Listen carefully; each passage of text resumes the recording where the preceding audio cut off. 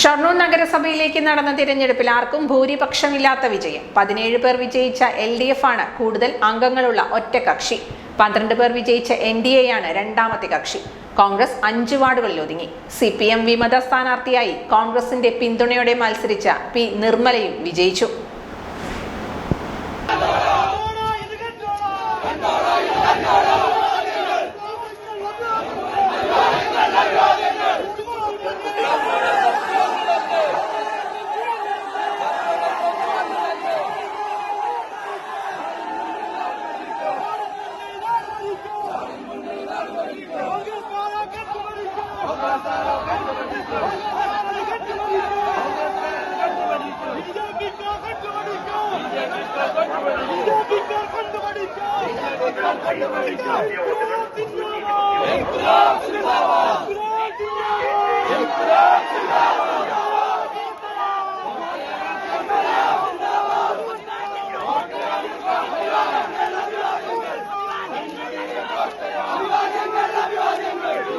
ഷൊർണൂർ നഗരസഭ ഇത്തവണയും ഭൂരിപക്ഷമില്ലാതെ LDF കൂടുതൽ അംഗങ്ങളുടെ പിന്തുണയോടെ ഭരിക്കും. 12 അംഗങ്ങളുള്ള NDA നില മെച്ചപ്പെടുത്തിയതോടെ കോൺഗ്രസ് 5 വാർഡുകളിലേക്ക് ഒതുങ്ങി.